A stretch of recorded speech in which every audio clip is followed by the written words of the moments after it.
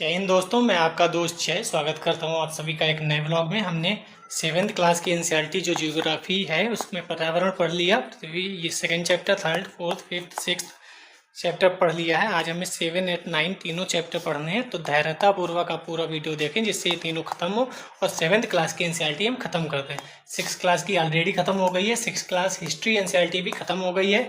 अब हम कल से 8th क्लास की जियोग्राफी शुरू करेंगे और 7th क्लास की हिस्ट्री शुरू करेंगे। पीवाईक्यू सीरीज चल रही है और आप नहीं अभी पीवाईक्यू सीरीज देख रहे हैं तो एक बार देख कर आइए, बहुत मज़ेदार चल रही है, बहुत कुछ फ़ायदा होगा आपको। तो चलिए शुरू करते हैं आज का चैप्टर 7, फिर 8, फिर 9 तीनों पढ़ेंगे। बने रहिए और चलते हैं चैप्टर पे। चैप्टर 7 मानवीय पर्यावरण, बस्तियां, परिवहन एवं संचार। हम पर्यावरण के बारे में पढ़ेंगे, बस्तियां यानी कैसे लोगों ने रहना शुरू किया, परिवहन जो हमारे वाहन हैं उनके बारे में पढ़ेंगे, संचार यानी ट्रांसपोर्ट और फिर हमारा कम्युनिकेशन, मोबाइल, रेडियो, इन सब के बारे में आज हम पढ़ेंगे। ठीक है। अध्याय 1 में आप पढ़ चुके हैं कि प्रारंभिक मानव भोजन, वस्त्र, आवास के लिए पूर्ण रूप से प्रकृति पर निर्भर था, लेकिन समय के साथ उसने नए कौशल विकसित करके खाद्य पदार्थों का उत्पादन, घर बनाना, यातायात करना, संचार के बेहतर साधनों का विकास किया। इस प्रकार उसने अपने आवास के वातावरण को अपने अनुकूल बनाया। पहले क्या था? मानव, जो मानव था, मान लें ये है मानव, ये आप हैं। ठीक है, क्या आपने किया?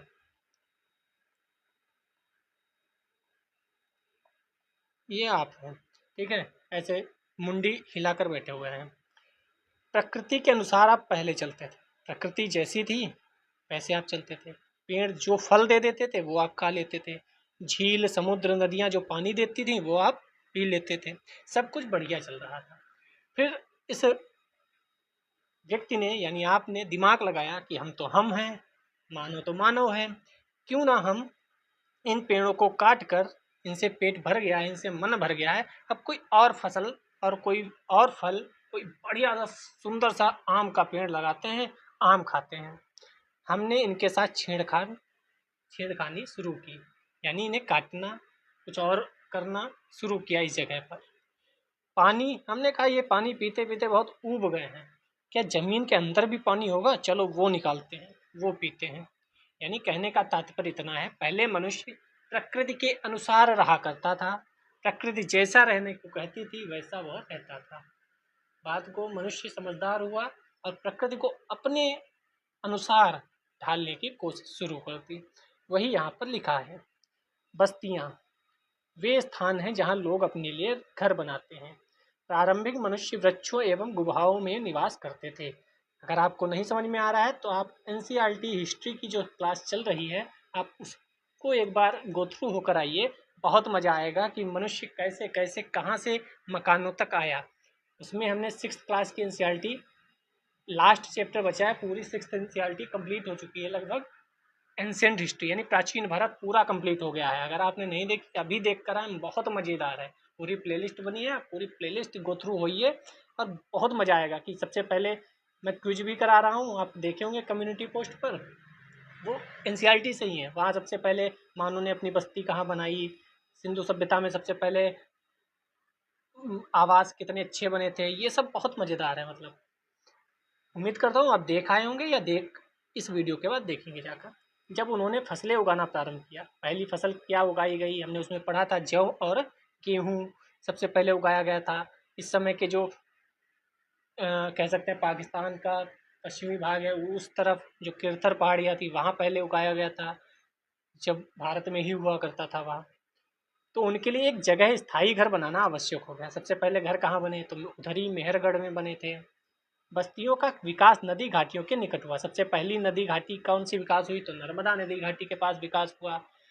तो ये सब हम हिस्ट्री की क्लास में पढ़ रहे हैं। दोनों हिस्ट्री और जियोग्राफी आप साथ में पढ़ेंगे तभी मजा आएगा, क्योंकि वहाँ पर्याप्त मात्रा में जल उपलब्ध था एवं भूमि उपजाऊ थी। व्यापार, वाणिज्य, विनिर्माण के विकास के साथ ही मानव बस्तियाँ बड़ी होती गई। नदी घाटी के निकट बस्ती पनपने लगी एवं सभ्यता का विकास हुआ, जो सिंधु घाटी सभ्यता कहते हैं। उससे पहले नर्मदा नदी घाटी के पास विकास हो चुका था थोड़ा बहुत। क्या आपको सिंधु, टिग्रिस, नील, हुआंगी नदियों के किनारे विकसित हुई सभ्यताओं के नाम याद है? सिंधु अपने यहाँ की हो गई, टिग्रिस बाहर की है, नील बाहर की है, हुआंगी चीन की है। तो इन सब नदियों के आसपास ही समस्याएं शुरू हुई, क्योंकि यहीं पर लोगों ने रहना शुरू किया। जहाँ से रहना शुरू करेंगे वहीं से समस्याएं उत्पन्न करना शुरू करेंगे। बस्तियां स्थायी थी, अस्थायी भी हो सकती थी। जो बस्तियां कुछ समय के लिए बनाई जाती हैं, अस्थायी बस्तियां। घने जंगलों, गर्म एवं ठंडे रेगिस्तानों, पर्वतों के निवासी अक्सर अस्थायी बस्तियों में रहते थे। क्यों? क्योंकि ये पर्वत है, हमेशा ऊपर थोड़ी रह पाएंगे। जब गर्मी होगी ऊपर भाग जाएंगे, बढ़िया ठंडे ठंडे मौसम में रहेंगे, और जब बर्फ पड़ने लगेगी तो नीचे भाग आएंगे, यहाँ रहने लगेंगे। ये आखेट, संग्रहण, स्थानांतरी कृषि, जिसे हम झूम कृषि भी कहते हैं, झूम कृषि एवं ऋतु प्रवास, जो मैंने यहाँ बोला, ठंड होगी नीचे भाग आएंगे, गर्मी होगी ऊपर भाग जाएंगे। जैसे मान लो मैं हूँ, मैंने अपना घर लखनऊ में बना लिया, ठीक है, मेरे पास बहुत पैसा आ गया, बहुत पैसा बहुत पैसा बहुत पैसा। एक मैंने अपना घर शिमला में बना लिया, ठीक है। अब मैं क्या करूँगा, गर्मी में यहाँ से आपकी क्लास लिया करूँगा और सर्दी में यहाँ से आपकी क्लास लिया करूँगा, ठीक है। तो ये हो गया ऋतु प्रवास, एक ऋतु में वहाँ, दूसरी ऋतु में यहाँ। यद्यप अधिकांश बस्तियां आज स्थायी बस्तियां, आज हमारा घर स्थायी, आप जब फॉर्म ऑनलाइन करेंगे वहां भी लिखा होगा परमानेंट एड्रेस, स्थायी पता। इन बस्तियों में लोग रहने के लिए घर बनाते हैं, ठीक है। आगे चलते हैं। मैरी का जन्मदिन है, मैरी एक लड़की है, उसका जन्मदिन था। केक काटने के लिए वह अपने मित्रों के साथ गुरप्रीत की प्रतीक्षा कर रही थी। आखिरकार थकी, खांसती, हाँफती हुई गुरप्रीत पहुंची। उसने बताया कि अत्यधिक यातायात जाम किसने किया? हमने। ऑड इवन चलाना क्यों शुरू हुआ? क्योंकि हम इतने समझदार हैं, क्या बताएं। मैरी की माँ मिसेस थॉमस ने गुरप्रीत की पीठ थपथपाकर गहरी सांस भरी। ओह, हमारे शहर में बहुत प्रदूषण है। प्रसाद हाल ही में गांव से आया था। उसने पूछा, शहरों में इतना प्रदूषण तथा यातायात जाम क्यों होता है? शहरों में बढ़ती आबादी के कारण दिन प्रतिदिन वाहनों की संख्या बढ़ती जा रही है, मैरी के पिता मिस्टर थॉमस ने कहा। मैरी ने पूछा, तब लोग शहर क्यों आते हैं? मैं बार बार बोलता हूँ, सिर्फ जियोग्राफी हिस्ट्री के लिए मत पढ़िए। एस्से में कई कहानियाँ काम आएंगी, एथिक्स में कई कहानियाँ काम आएंगी, और इंटरव्यू में भी कुछ काम आ जाएगा। उसकी माँ ने उत्तर दिया, ये वहाँ नौकरी, बेहतर शिक्षा, चिकित्सीय सुविधा की तलाश में आते हैं। मैरी ने फिर पूछा, यदि इतनी अधिक संख्या में लोग शहर में आते रहेंगे तो ये सारे लोग कहाँ रहेंगे? मिस्टर थॉमस ने कहा, यही कारण है कि अत्यधिक संख्या में गंदी बस्तियां, अवैध कब्जे वाली बस्तियां दिखाई देती हैं, जहां लोग भीड़ भाड़ एवं अस्वास्थ्यकारी परिस्थितियों में रहते हैं। शहरों में जल एवं विद्युत की कमी एक सामान्य समस्या है। प्रसाद ने कहा, हमारे गांव में बड़े सिनेमा घर, अच्छी सुविधाओं वाले स्कूल, अच्छे अस्पताल नहीं हैं, लेकिन हमारे यहाँ बहुत सारी खुली भूमि एवं सांस लेने के लिए ताज़ी हवा मिलती है। ये लाइन आप कहीं भी कोट कर सकते हैं। जब मेरे दादाजी बीमार थे तो उनको शहर के अस्पताल में लाना पड़ा था। तो कहने का तात्पर्य एक ही है कि कुछ चीज़ें यहाँ हैं तो कुछ चीज़ें वहाँ हैं। अगर आप इनको पकड़ेंगे तो ये छूट जाएंगी, ये पकड़ेंगे तो ये छूट जाएंगी। हम ऐसे ही यूपीएससी और प्यार मोहब्बत को ले सकते हैं। बहुत रेयर केस होता है जहाँ ये दोनों साथ साथ चलें, अन्यथा एक न एक रास्ते में दम तोड़ ही देती है। ऋतु प्रवास, लोगों के मौसमी आवागमन को ऋतु प्रवास कहते हैं। जो लोग पशु पालते हैं वे मौसम परिवर्तन के अनुसार नए चारागाहों की खोज में निकल जाते हैं। इस टॉपिक को हमने हिस्ट्री वाली सेशन में बहुत अच्छे से पढ़ा था कि कैसे क्या होता है। आप देख सकते हैं सघन बस्ती है, और आप देख सकते हैं प्रकीर्ण बस्ती है। आप कमेंट में बताइएगा, नंबर 1, नंबर 2, आपको चुनना पड़े कि आपको रहना है तो आप कहाँ रहेंगे, 1 में रहेंगे या 2 में।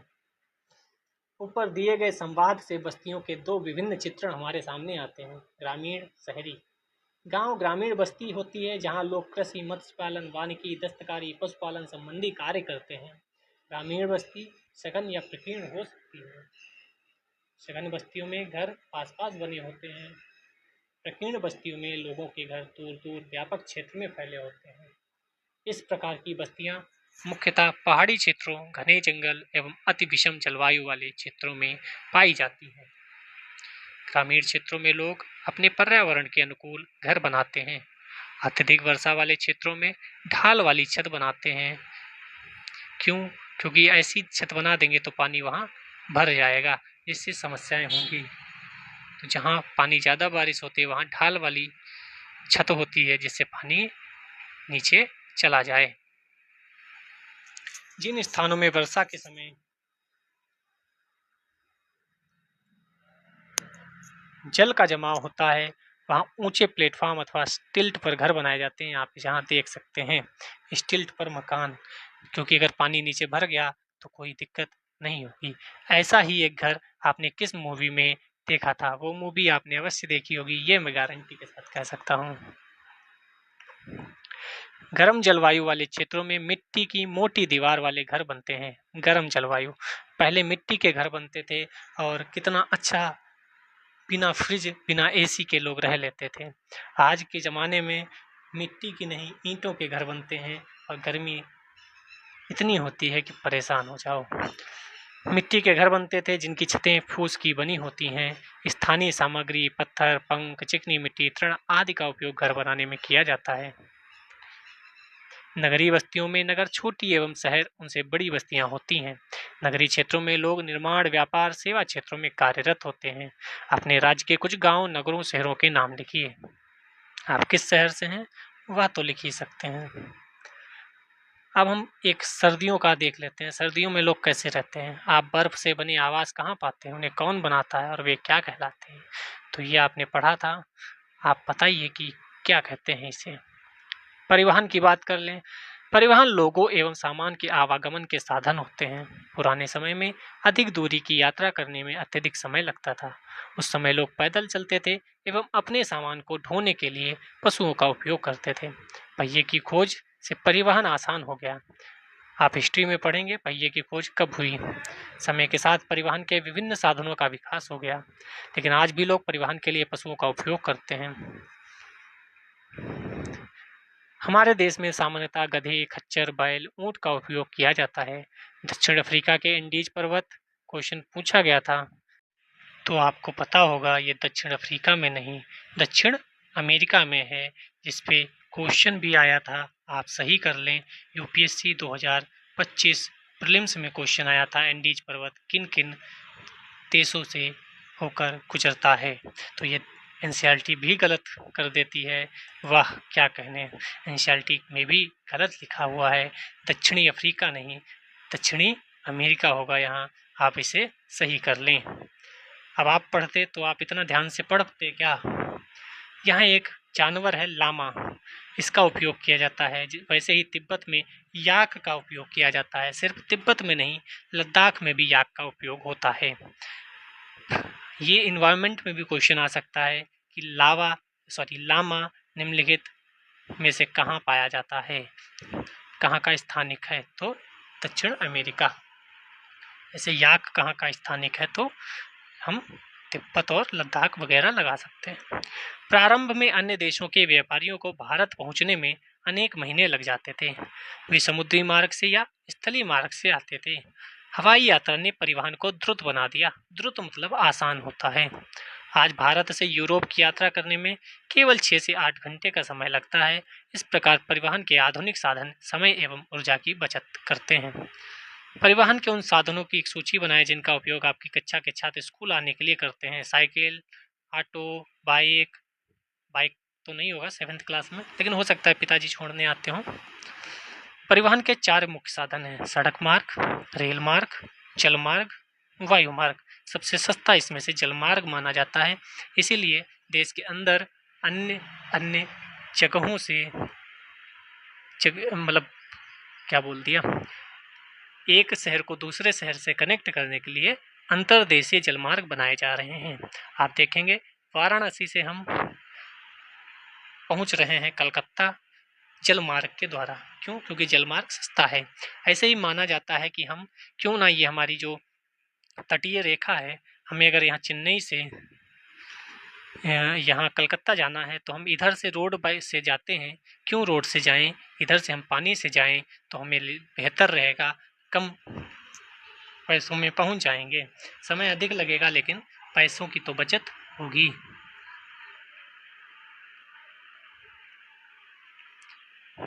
भारत में अनेक राष्ट्रीय एवं राज्य राजमार्ग हैं। भारत में एक्सप्रेस वे का निर्माण नवीनतम है। स्वर्ण चतुर्भुजी महामार्ग दिल्ली, मुंबई, चेन्नई, कोलकाता, ये बहुत ही अच्छी तरीके से इन सबको जोड़ा गया था और ऊपर से नीचे, यहाँ से वहाँ, ये भी जोड़ा गया था। ये कहीं ना कहीं बेहतर कनेक्टिविटी थी, क्योंकि कनेक्टिविटी बेहतर होगी तो चीज़ें सुधरेगी।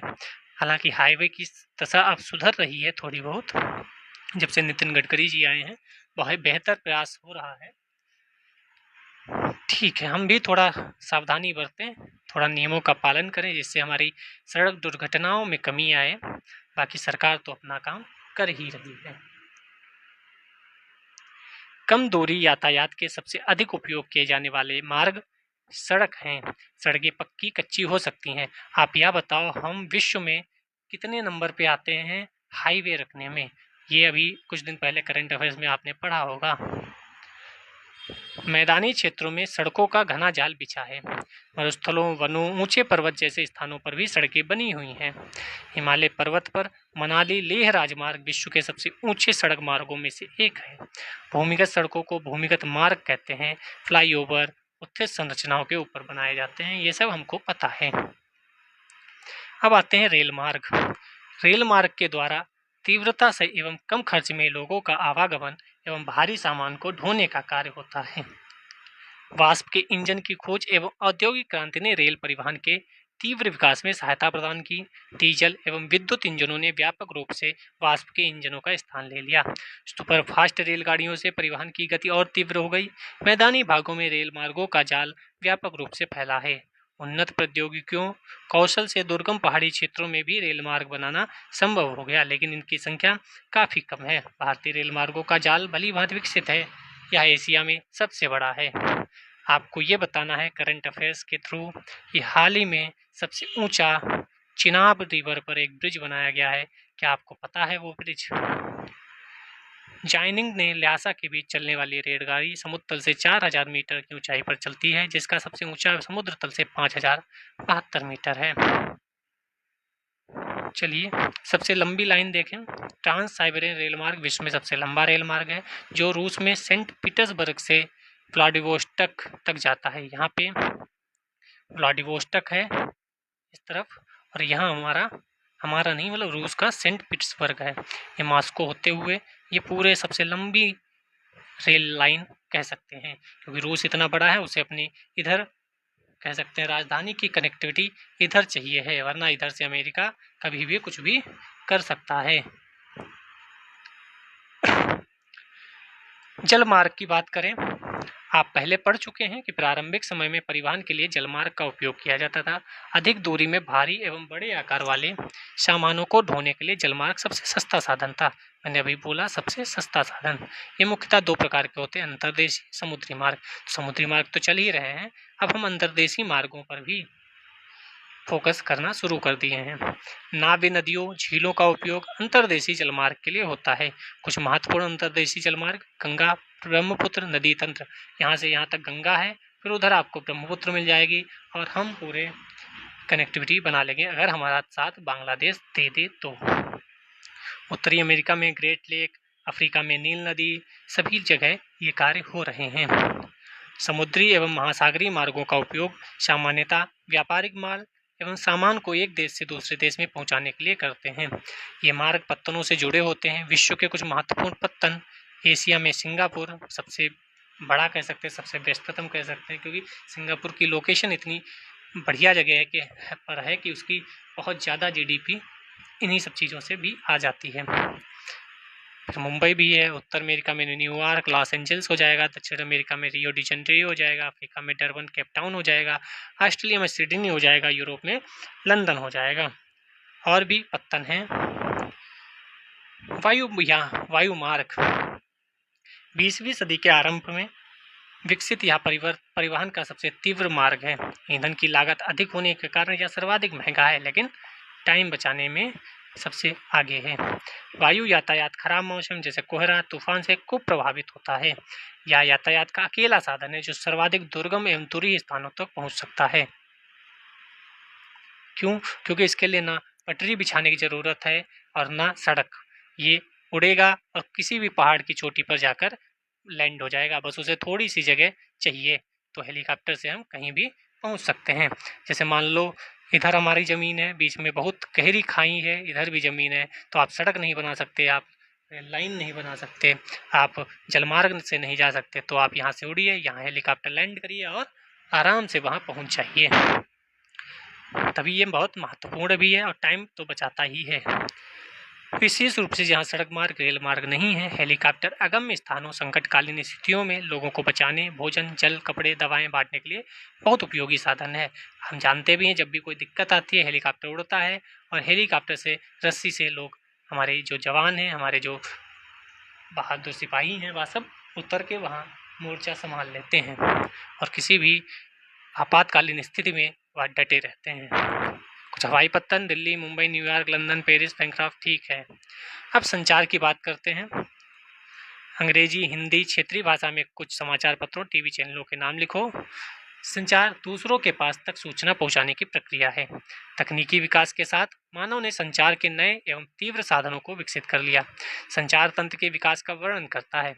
संचार के क्षेत्र में विकास से विश्व में सूचना क्रांति आई। सूचना इतनी आ गई कि आजकल सूचना से समस्याएं खड़ी होने लगी। सूचना प्रदान करने के लिए, शिक्षा, मनोरंजन के लिए संचार के विभिन्न साधनों का उपयोग होता है। समाचार पत्रों, रेडियो, टेलीविजन के द्वारा हम बड़ी संख्या में लोगों के साथ संचार कर सकते हैं, जैसे मैं आपके साथ संचार कर रहा हूँ, इसलिए इनको जनसंपर्क माध्यम कहते हैं। सैटेलाइट से संचार में तीव्रता आई है। तेल की खोज, वनों का सर्वेक्षण, भूमिगत जल, खनिज संसाधन, मौसम पूर्वानुमान, आपदा पूर्व चेतावनी, ये सब इन्हीं की सैटेलाइट की वजह से हम पहले से जान जाते हैं। अब हम इंटरनेट के माध्यम से इलेक्ट्रॉनिक मेल, ईमेल भेज सकते हैं। आज सेल्युलर फ़ोन के द्वारा बेतार टेलीफोनिक संचार अत्यधिक लोकप्रिय हो चुका है। इंटरनेट के माध्यम से विश्व भर में केवल सूचना परस्पर समीपता ही नहीं मिलती, अपितु इनसे हमारा जीवन अधिक सुखमय भी बन गया है। अब हम घर बैठे ही रेल, हवाई जहाज, सिनेमा, होटल सबकी टिकट आरक्षित कर सकते हैं। संपूर्ण विश्व में इस प्रकार के लोगों के बीच, सेवाओं, संस्थाओं के बीच तीव्र गति से आपसी संपर्क संभव होने के कारण हम एक बृहद विश्व समाज के रूप में विकसित हो रहे हैं। आप यहाँ देखोगे विश्व प्रमुख समुद्र और हवाई पत्तन, ये सब आपके मैप में साफ साफ दिख रहा होगा, आप वहाँ से पढ़ सकते हैं। हालांकि ये उतना काम का नहीं है। तो ये था ये चैप्टर। अभी हम दूसरा चैप्टर भी पढ़ेंगे, ठीक है। ये आपको करना है, ये भी आपको करना है, इन पर आपको सोचना है जिससे मेंस क्वालिफाई हो। और हम चलते हैं अपने चैप्टर नंबर 8 की तरफ। मानव, पर्यावरण, अन्योन्य क्रियाएं, उष्ण कटिबंधीय और उपोष्ण प्रदेश। हिस्ट्री में भी ऐसा ही चैप्टर चल रहा था, आपने सुबह देखा ही होगा। चलिए शुरू करते हैं। रेणुका बहुत उत्साहित थी। उसके चाचा श्रीकांत लगभग 4 महीने के बाद आज घर में थे। वह एक वन्यजीव फोटोग्राफर थे तथा बहुत यात्रा करते थे। बहुत छोटी उम्र से ही रेणुका की रुचि वन्यजीव एवं वनों में थी। जब उसके चाचा ने प्रकृति संबंधी पुस्तकों से उसका परिचय कराया, दूरस्थ भूस्थल एवं वहाँ रहने वाले लोगों की तस्वीरें उसे हमेशा आकर्षित करती थी। हम देखेंगे कि लोगों के जो कपड़े हैं वह अलग अलग तरीके के हैं। इस फोटो में आप देखेंगे कपड़े अलग अलग तरीके के हैं। क्यों? क्योंकि अलग अलग जगहों पर अलग अलग कपड़े पहने जाने आवश्यक हैं। अगर आप सर्दी के मौसम में हैं, यानी आप ब्रिटेन, नॉर्वे, स्वीडन, कनाडा इस तरफ हैं, तो आप अलग कपड़े पहनेंगे, और अगर आप भूमध्य रेखा पर हैं तो अलग कपड़े पहनेंगे। रेणुका, इन तस्वीरों में तुम विश्व के विभिन्न भागों के लोगों को देख सकती हो। इनमें कुछ शुष्क रेगिस्तान से हैं, कुछ बर्फीले प्रदेशों से, कुछ गर्म नम वर्षावनों से। वे मुझसे कितना अलग दिखते हैं। रेणुका ने कहा, वे देखने में भले ही अलग हों, लेकिन उनके भोजन, कपड़ा एवं मकान जैसी जीवन की मूल आवश्यकताएं हमारे समान ही हैं। श्रीकांत चाचा ने कहा, उनके बच्चे भी शायद तुम्हारी ही तरह खेलते हैं, कभी झगड़ते हैं, फिर समझौता कर लेते हैं, गाते हैं, नाचते हैं, घरेलू कार्यों, अपने परिवार की मदद करते हैं। वे प्रकृति के करीब रहते हैं, जीवन की शुरुआत में ही प्रकृति की देखभाल करना सीख जाते हैं। वे मछली पकड़ना, वनों की सामग्री एकत्रित करना सीख जाते हैं। मतलब इसमें क्या है कि आप ही की तरह रहते हैं, वह भी भोजन करते हैं, वह भी झगड़ते हैं, वह भी लड़ते हैं, वह भी खेलते हैं, वह भी गाना गाते हैं, वह भी घरेलू काम करते हैं, वह भी नाचते हैं, कूदते हैं, सब आपकी तरह करते हैं। बस जगह का फेर होने के कारण वह कुछ और खाते हैं, आप कुछ और खाते हैं, वह कुछ और पहनते हैं और आप कुछ और पहनते हैं। अध्याय 8, 9, 10 में आप विश्व के विभिन्न प्राकृतिक प्रदेशों के निवासियों के बारे में सीखेंगे। पहले सबसे चलते हैं अमेजन बेसिन में जीवन। यहाँ पर क्या आप जानते हैं, पढ़ लेते हैं। जब स्पेन के अन्वेषकों ने इस नदी की खोज की, अमेजन की, तब सिर पर सुरक्षा कवच, हेडगियर एवं घास के स्कर्ट पहने कुछ स्थानीय आदिवासियों ने उन पर आक्रमण कर दिया। आदिवासियों को लगा ये कौन बाहर से आ गए, और इन लोगों को लगेगा ये कैसे लोग हैं, क्या पहने हैं। आक्रमणकारियों ने उन्हें प्राचीन रोमन साम्राज्य की अमेजोन्स नामक महिला योद्धाओं के आक्रामक समूह की याद दिला दी। इस प्रकार यहाँ का नाम अमेजन पड़ा। ये भी अमेजिंग है कि भाई अमेजन नाम क्यों पड़ा, आपको पता होना चाहिए क्योंकि एनसीईआरटी में है। प्राचीन रोमन साम्राज्य के अमेजोन्स नामक महिला योद्धाओं के आक्रामक समूह की याद दिला दी, इस प्रकार यहाँ का नाम अमेजन पड़ा। अमेजन बेसिन के विषय में जानने से पहले हम मानचित्र देखें। ध्यान दें कि उष्णकटिबंधीय प्रदेश कर्क रेखा और मकर रेखा के मध्य स्थित है। आप इसको ध्यान से देखेंगे अपने में, तो ये इतना एरिया अमेजन बेसिन कवर करता है। बेसिन का मतलब क्या होता है, जिस नदी की सहायक नदियों को भी जोड़ लें तो उसका बेसिन हो जाता है अमेजन बेसिन। खाली नदी की बात करें तो केवल हम उस नदी की बात करेंगे बस, लेकिन बेसिन का मतलब वो पूरा जो इसकी सहायक नदियों को मिलाकर एरिया कवर होता है। भूमध्य रेखा के 10 डिग्री उत्तर से 10 डिग्री दक्षिण के मध्य के भाग को भूमध्य रेखीय प्रदेश कहते हैं। ये आपको पता होना चाहिए, हम पहले भी डिस्कस कर चुके हैं। अमेजन नदी इसी प्रदेश से होकर बहती है। ध्यान दें कि यह पश्चिम में पर्वतों से निकल कर पूर्व में अंध महासागर में कैसे पहुंचती है। पहली बात तो हम देखें कि यहाँ पर इंडीज पर्वत कहाँ से होकर गुजरता है, ये इस बार आ गया था, किन किन कंट्री से होकर गुजरता है। हो सकता है अगली बार पूछ दें कि अमेजन नदी बेसिन किन किन देशों में इसका फ्लो है, तो वह भी आप नोट करके रख लें। जिस स्थान पर कोई नदी किसी अन्य जल राशि में मिलती है उसे नदी का मुहाना कहते हैं। यहाँ पर मुहाना है, इसका मुहाना की जगह जो है वो एम से है, आप बताइएगा। जहाँ से ये निकलती है वह भी जगह एम से है, और इसकी सबसे बड़ी जो ट्रिब्यूटरी है, जो सहायक नदी सबसे बड़ी है, वह भी एम से है। आप इन तीनों एम का मतलब बताइएगा कमेंट सेक्शन में। नहीं पता है तो आप पूछिएगा, मैं बता दूंगा। अमेजन नदी में बहुत सारी सहायक नदियाँ मिलकर अमेजन बेसिन का निर्माण करती हैं। यह नदी बेसिन ब्राज़ील के भागों, नोट डाउन कर लें, पेरू के कुछ भागों, बोलीविया, इक्वाडोर, कोलंबिया, वेनेजुएला के छोटे से भाग से अपवाहित होती है। यही क्वेश्चन पूछ दिया जाएगा यूपीएससी में। सिंपल सा कि अमेजन बेसिन का निर्माण कौन सा देश में नहीं है। क्या आप इस बेसिन में स्थित उन देशों के नाम बता सकते हैं जिनसे भूमध्य रेखा गुजरती है। सहायक नदियाँ क्या होती हैं, जो एक बड़ी नदी में मिलती हैं आकर, वह सब सहायक नदियाँ होती हैं, आप देख सकते हैं। जलवायु की बात करें, जैसा कि आप जानते हैं अमेजन बेसिन भूमध्य रेखा के आसपास है, तो पूरे वर्ष यहाँ पर गर्म एवं नम जलवायु रहती है। यहाँ का मौसम दिन एवं रात दोनों ही समय लगभग समान रूप से गर्म आर्द्र होता है तथा शरीर में चिपचिपाहट महसूस होती है, क्योंकि यहाँ रोज वर्षा होती है दोपहर के बाद। इस प्रदेश में लगभग प्रतिदिन वर्षा होती है। यही सब देकर पूछ दिया जाएगा, नीचे लिखा होगा भूमध्य रेखीय प्रदेश या भूमध्य सागरीय प्रदेश या शीतोष्ण प्रदेश, या पूछ देगा आपसे शीत प्रदेश। तो आपको पता होना चाहिए ये जो कहानी बताई जा रही है वह किसकी बताई जा रही है, भूमध्य रेखा के आसपास की बताई जा रही है। और वह भी बिना किसी पूर्व चेतावनी के बारिश रोज होती है। दिन का तापमान उच्च, आर्द्रता अति उच्च होती है। रात के समय तापमान कम हो जाता है लेकिन आर्द्रता वैसी ही बनी रहती है। स्टेटमेंट क्या बनाएगा कि रात के समय तापमान कम हो जाता है और आर्द्रता भी कम हो जाती है। दो स्टेटमेंट बन गए कि दिन के समय तापमान उच्च, आर्द्रता उच्च, दूसरा तापमान कम, आर्द्रता कम। आपको पढ़ने में कहेगा ये सही है, और आप लगा के आएंगे 1 और 2 दोनों, और फिर वहाँ से आएंगे जब चेक करेंगे तो कहेंगे अरे मैंने ये लाइन तो सही से पढ़ी नहीं, क्योंकि यहाँ आर्द्रता कम नहीं होती है बल्कि वैसी ही रहती है। ठीक है, पूरे वर्ष यहाँ गर्म और नम जलवायु भी रहती है। ये सब पॉइंट्स आपको याद होने चाहिए। किस की बात हो रही है, भूमध्य रेखा के आसपास की बात हो रही है। अब यहाँ वर्षावन कैसे मिलेंगे, सॉरी वर्षा दिन भर होती है तो वर्षावन तो मिलेंगे, यानी बहुत लंबे लंबे बढ़िया पेड़ मिलेंगे, बहुत घने घने पेड़ मिलेंगे। इन प्रदेशों में अत्यधिक वर्षा के कारण यहाँ की भूमि पर सघन वन उग जाते हैं। सघन मतलब पास पास। ये वन इतने सघन होते हैं पत्तियों तथा शाखाओं से छत सी बन जाती है, मतलब इन पेड़ों पर आप चल सकते हैं, जिसके कारण सूर्य का प्रकाश धरातल तक नहीं पहुंच पाता। यहाँ की भूमि प्रकाश रहित एवं नम बनी रहती है। आज ही हिस्ट्री में भी हमने यही चैप्टर पढ़ा था। यहाँ केवल वही वनस्पति पनप सकती है जिसमें छाया में बढ़ने की क्षमता हो, यानी पेड़ इतने बड़े बड़े हैं कि इतने बड़े बड़े हैं कि नीचे सूर्य का प्रकाश आता नहीं है। तो यहाँ अगर कोई वनस्पति लगी है तो वही होनी चाहिए जो बिना सूर्य के प्रकाश के भी बढ़ पाए। परजीवी पौधों के रूप में यहाँ आर्किड और ब्रोमीलियाड पैदा होते हैं। तो सीधे क्वेश्चन आएगा आर्किड और ब्रोमीलॉयड कहाँ पैदा होते हैं? भूमध्य रेखा पर, भूमध्य सागर पर, कर्क रेखा पर, इस रेखा पर, उस रेखा पर।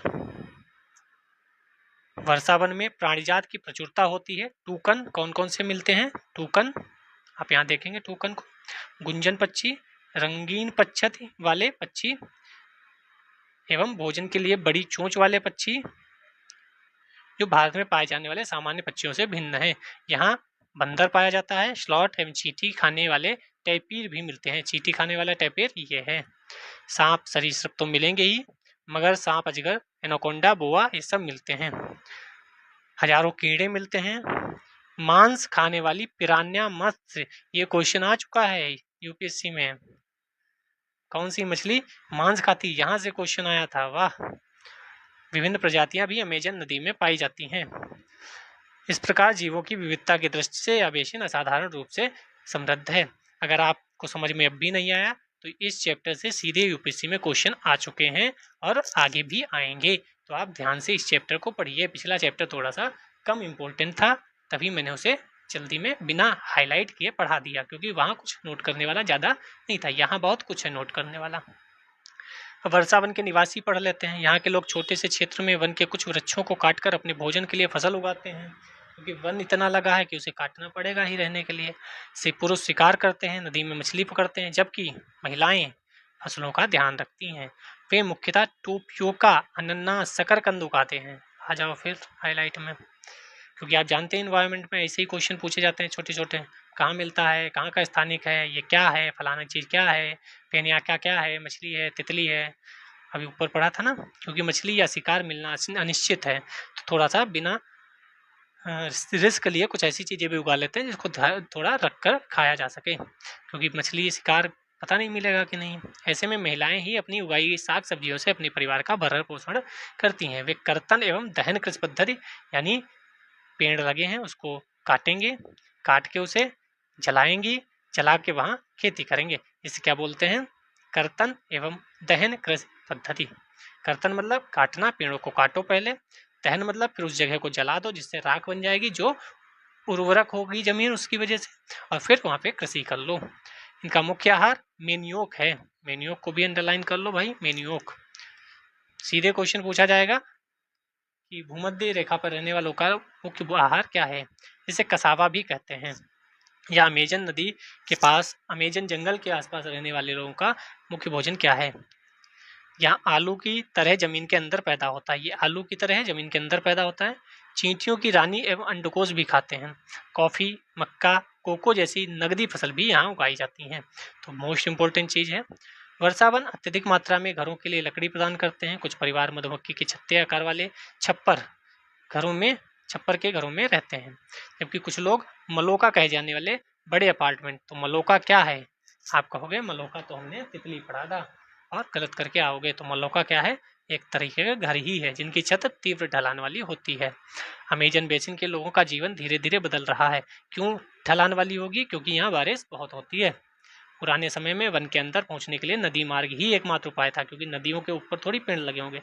नदी के बीच से तो जाया जा सकता है, पेड़ तो इधर उधर, और बहुत सघन है तो इधर उधर से तो जा नहीं सकते, तो हमें नदी के बीच से ही जाना पड़ेगा। 1970 में ट्रांस अमेजन महामार्ग बनने से वर्षावन के सभी भागों तक पहुंचना संभव हो पाया, लेकिन कितने पेड़ कटे होंगे।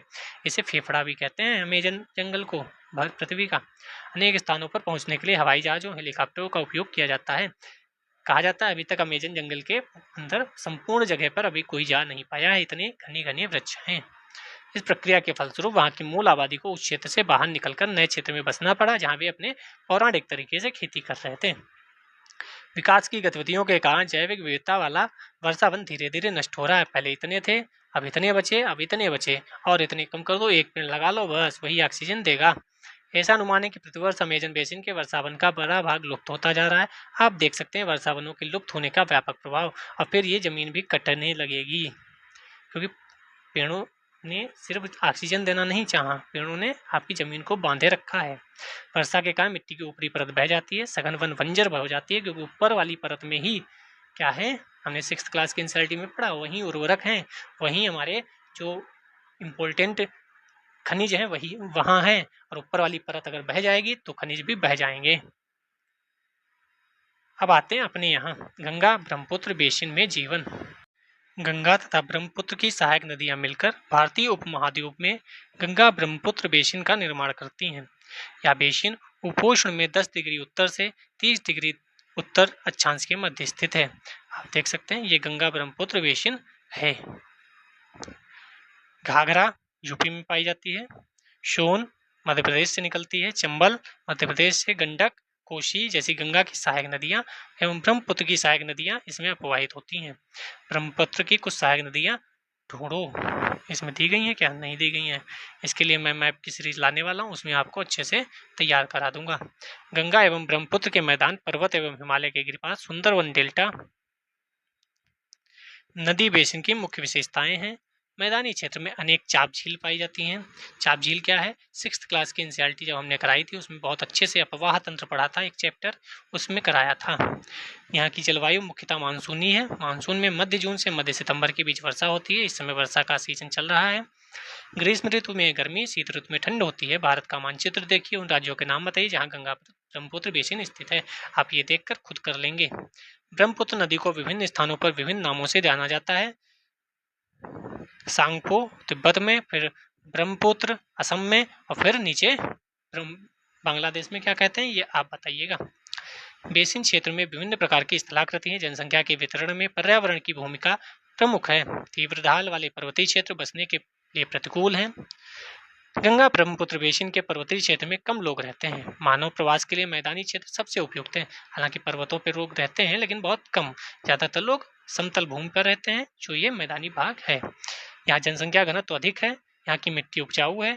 जिन स्थानों पर फसल उगाने के लिए समतल भूमि उपलब्ध है वहाँ के लोगों का मुख्य व्यवसाय कृषि है। जैसे उत्तर प्रदेश के लोग, बिहार के लोग, पश्चिम बंगाल के लोग। धान यहाँ की मुख्य फसल है। चूँकि धान की खेती के लिए पर्याप्त जल की आवश्यकता होती है, उसी क्षेत्र में उगाया जाता है जहाँ अधिक वर्षा होती है। लेकिन हमारे यहाँ वहाँ भी उगाया जा रहा है जहाँ कम वर्षा होती है, और फिर नीचे का पानी सब भूमिगत जल खत्म करते जा रहे हैं। फिर रोएंगे 4 दिन बाद। जनसंख्या घनत्व का अर्थ होता है इस पर अगर 5 लोग रह रहे हैं तो घनत्व कम है, 10 लोग हो गए तो घनत्व बढ़ गया, 15 हो गया और घनत्व बढ़ गया, 20 हो गया और घनत्व बढ़ गया, 50 हो गया और घनत्व बढ़ गया, 60 हो गए तो और घनत्व बढ़ गया।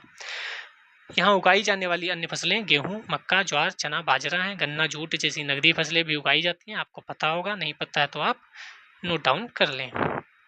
कुछ क्षेत्रों में केले के भी बागान हैं। पश्चिम बंगाल एवं असम में चाय के बागान मिलते हैं। बिहार, असम के कुछ भागों में सिल्क के कीड़ों का संवर्धन कर सिल्क का उत्पादन किया जाता है। ठीक है।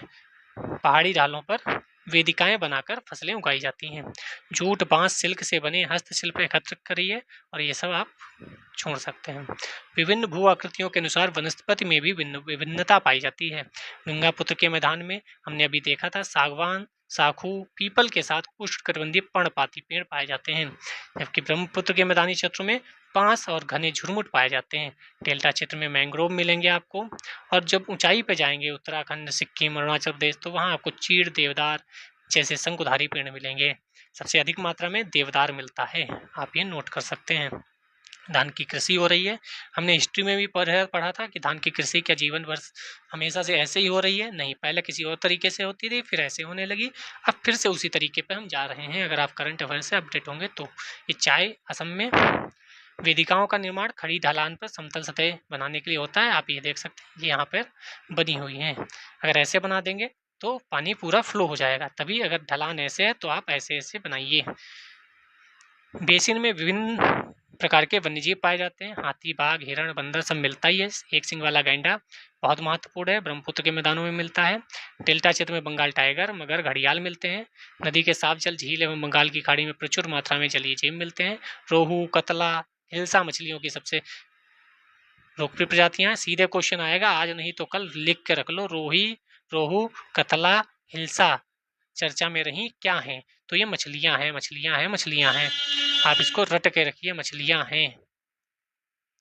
मछली एवं चावल इस क्षेत्र में रहने वाले लोगों का मुख्य आहार है, क्योंकि चावल भी खूब होता है, मछली भी खूब होती है। एक सिंग वाला गैंडा है ब्रह्मपुत्र में, मगर भी मिलते हैं गंगा ब्रह्मपुत्र में। गंगा ब्रह्मपुत्र नदी के अलवड़ जल मतलब साफ पीने वाला पानी जिसमें नमक कम है। एक प्रकार की डॉल्फिन पाई जाती है जिसे स्थानीय भाषा में शुशु कहते हैं, शुशु। और ये आँख नहीं होती इसकी, अंधी डॉल्फिन कहते हैं। देखो अंधी। शिशु की उपस्थिति से जल की शुद्धता का पता चलता है। रसायन की अधिक मात्रा, गैर उपचारित, औद्योगिक, सिंपल सी बात है, अगर ये है पानी में तो इसका मतलब पानी साफ है, और ये नहीं है इसका मतलब गंदा है। ऐसा नहीं कह सकते। हाँ, गंगा ब्रह्मपुत्र में ये मिलती है, अगर वहाँ ये नहीं मिल रही है इसका मतलब पानी गंदा हो गया, इसलिए ये नहीं मिलती।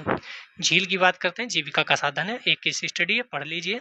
विनोद एक मछुआरा है जो बिहार के मतवाली मौन गांव में रहता है। आज वहाँ एक प्रसन्न व्यक्ति है। मछलियों के विभिन्न प्रजातियों को पालने के लिए उसने अपने साथी मछुआरों रविंद्र किशोर, राजीव अन्य के साथ चाप झील को साफ किया। झील में उगने वाले स्थानीय खरपतवार मछलियों का भोजन बनते हैं। झील के आसपास की भूमि उपजाऊ है, धान, मक्का, दलहन सब लगाते हैं और लोग संतुष्ट हैं। नदी में पकड़ने, खाने व बेचने के लिए काफ़ी मछलियाँ हैं, पकड़कर वो शहरों में बेचता है। ठीक है, ठीक है, ठीक है। झील तक नहीं पहुँचता तब तक मत्स्य पालक को कोई खतरा नहीं है। आप इसको पढ़ लेना, इतना बहुत ज़रूरी नहीं है। सार्वभौमिक स्वच्छता कवरेज प्राप्त करने और स्वच्छता पर ध्यान केंद्रित करने के प्रयासों से तेजी लाने के लिए 2 अक्टूबर 2014 को स्वच्छ भारत मिशन का शुभारंभ हुआ। प्रगति हो रही है लेकिन उतनी नहीं, क्योंकि जनता जागरूक होगी तभी सब कुछ संभव है।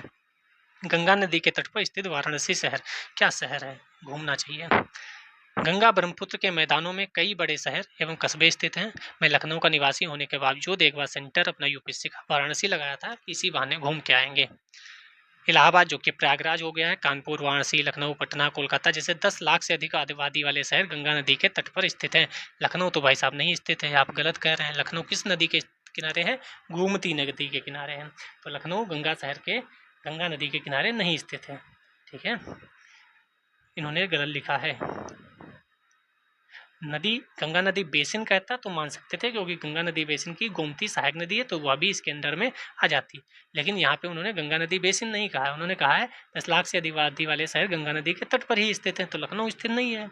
इन शहरों यहाँ स्थित उद्योगों का गंदा पानी बहकर नदी में ही जाता है, जिससे नदी प्रदूषित होती है। बेसिन में यातायात सुविकसित तंत्र उपस्थित है। देख सकते हैं गंगा ब्रह्मपुत्र बेसिन यातायात के 4 मार्ग सुविकसित हैं, हमने बता ही दिया। रेल मार्ग, सड़क मार्ग, ये सब है ही यातायात के लिए। ये दो कोलकाता हुगली नदी पर स्थित एक महत्वपूर्ण पत्तन है जो कोलकाता है, और हुगली नदी पर स्थित है जो कि गंगा आगे जाकर 2 पार्ट में डिवाइड हो जाती है, एक बांग्लादेश में चली जाती है, दूसरी पश्चिम बंगाल में, यहाँ पे कलकत्ता है।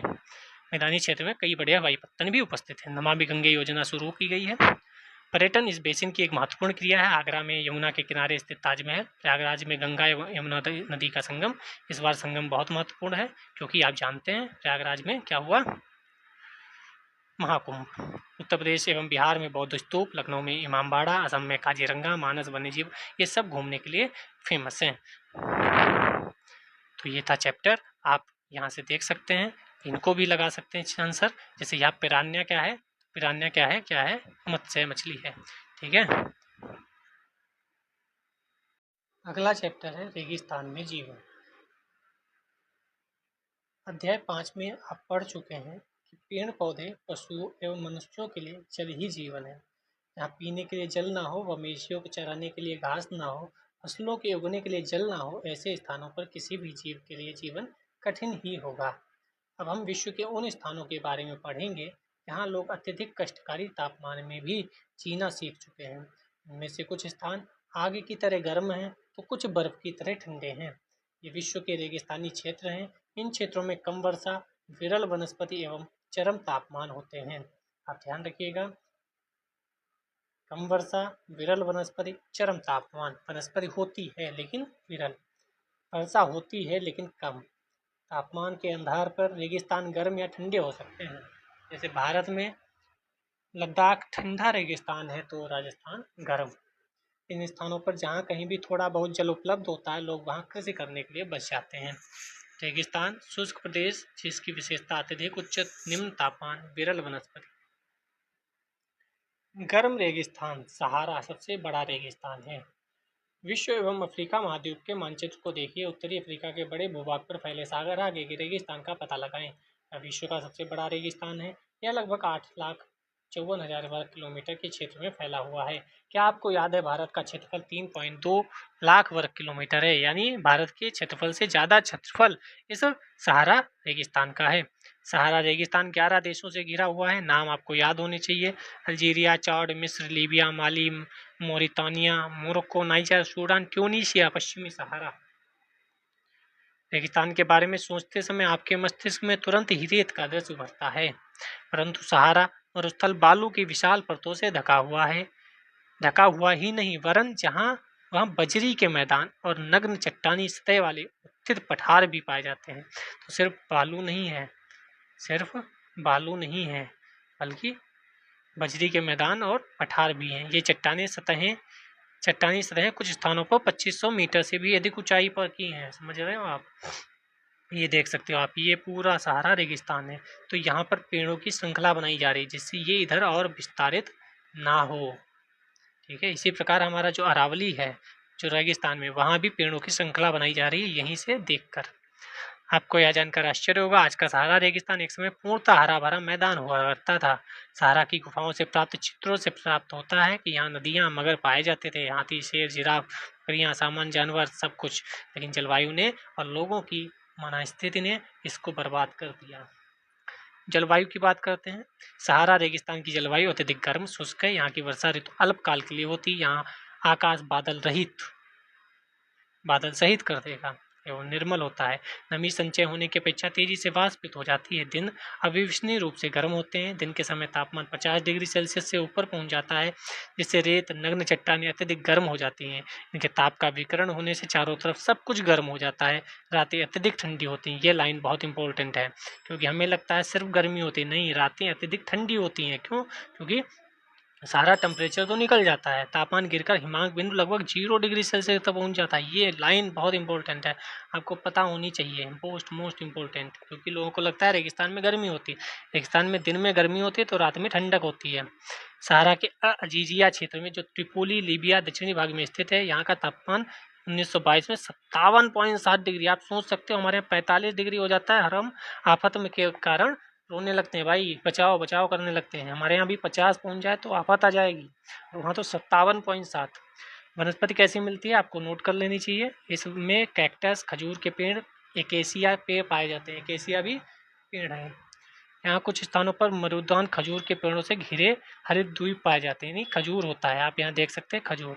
ऊँट, लकड़बग्घा, सियार, लोमड़ी, बिच्छू, सांप, ये सब पाए जाते हैं। छिपकलियाँ भी पाई जाती हैं, सिर्फ ऊँट नहीं पाए जाते, और भी चीज़ें पाई जाती हैं। वैज्ञानिकों का तो यहाँ से मछलियों के कंकाल भी मिले, यानी यहाँ पहले पानी हुआ करता था, ये बताया जा रहा है।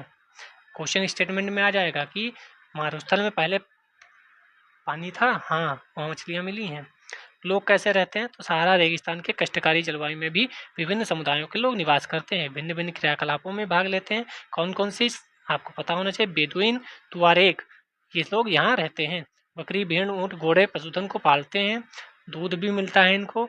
इनसे खाल, पेटी, जूते, पानी की बोतल बनाने के लिए चमड़ा भी प्राप्त करते हैं। पशुओं के बालों का उपयोग चटाई, कालीन, कपड़े, कंबल बनाने में करते हैं। धूल भरी आंधियों, गर्म मौसम के लिए भारी वस्त्र पहनते हैं। आप देखेंगे पूरा ढका हुआ। आप राजस्थान के लोगों को ही देख लीजिए, वहाँ का कल्चर, वहाँ के कपड़े देख लीजिए। सहारा में मरुद्यान, मिस्र में नील घाटी लोगों को निवास में मदद करती है। जल की उपलब्धता होने से लोग खजूर के पेड़ लगाते हैं। चावल, गेहूं, जौ, सेम जैसी फसलें उगाई जाती हैं। आप देखिए चावल भी उगाया जाता है, यहाँ लिखा है, जबकि यहाँ पानी नहीं मिलता। मिस्र में उगाई जाने वाली कपास में पूरे विश्व में प्रसिद्ध है। तो मिस्र में जो कपास उगाई जाती है वो पूरे विश्व में प्रसिद्ध है। चावल कहाँ उगाया जाता होगा? नील नदी जो है बहती वहाँ पर। जब रेत को पवन उड़ा ले जाती है तो वहाँ गर्त बन जाता है, गर्त में भूमिगत जल सतह पर आ जाता है, मरुद्यान बनते हैं। तो वहाँ पर थोड़ा बहुत खजूर का पेड़ लग जाता है, ठीक है, क्योंकि गड्ढा हो जाता है, हवा सब उड़ा ले जाती है। मोरक्को में टेफी लालेट मरुद्यान ऐसा ही एक विशाल मरुद्यान है। क्या है? टेफी लालेट मरुद्यान। तेल की खोज संपूर्ण विश्व में अत्यधिक मांग वाले इस उत्पाद का अल्जीरिया, लीबिया, मिस्र में होने के कारण सहारा रेगिस्तान में तेजी से परिवर्तन हो रहा है। इस क्षेत्र में प्राप्त खनिजों, लोहा, फास्फोरस, मैग्नीशियम, यूरेनियम खूब सब कुछ मिल रहा है यहाँ, तो इससे लोग वहाँ पहुँच रहे हैं और उसको निकालने का प्रयास कर रहे हैं। सहारा की सांस्कृतिक जीवन शैली में भी परिवर्तन आ रहा है। आज यहाँ मस्जिदों में ऊंचे कांच की खिड़कियों वाले भवन ऊँटों की प्राचीन मार्ग के स्थान पर सुपर महामार्ग बनने लगे हैं। नमक के व्यापार ऊँटों का स्थान ट्रक ले रहे हैं। तुआरेग लोग, अभी ऊपर पढ़ा था हमने, मार्गदर्शक का काम करते हैं। पर्यटकों के चलवासी जनजाति है, तेल गैस के नौकरी ढूंढते हैं, ठीक है, नौकरी मिलने लगी है। ठंडा रेगिस्तान लद्दाख, जैसे मैंने बोला था। लद्दाख, ला का अर्थ है पर्वतीय दर्रा और दाख का अर्थ है देश। तो पर्वतीय दर्रा देश। लद्दाख का आपको मीनिंग नहीं पता होगा, यहाँ से देख सकते हैं आप कहाँ से आया लद्दाख। पृथ्वी के सबसे ठंडे स्थानों में से द्रास लद्दाख में स्थित है। सबसे ठंडे में से एक, सबसे ठंडा नहीं, सबसे ठंडे में से एक। जम्मू एवं कश्मीर के पूर्व में बृहद हिमालय में स्थित लद्दाख ठंडा रेगिस्तान है। इसके उत्तर में कराकोरम पर्वत श्रेणी, दक्षिण में जास्कर पर्वत श्रेणी। आप ये करेंगे तो यहाँ पे कराकोरम है, फिर लद्दाख है, फिर जास्कर है। यहाँ पे ये देख सकते हैं आप, ये कराकोरम कह सकते हैं, फिर ये लद्दाख श्रेणी कह सकते हैं, फिर यहाँ पर जास्कर श्रेणी कह सकते हैं। ये ऊपर से नीचे के क्रम में पूछा भी जा सकता है। लद्दाख से होकर अनेक नदियाँ बहती हैं, जिनमें सिंधु सबसे महत्वपूर्ण है। कराकोरम पर्वत, जास्कर पर्वत हो गया, लद्दाख पर्वत हो गया। सिंधु नदी सबसे प्रमुख है, गार्ज बनाती है, ये भी इम्पोर्टेंट है। गैंग्री हिमानी भी है लद्दाख में, अनेक हिमानियाँ हैं, उसमें से एक गैंग्री हिमानी भी है।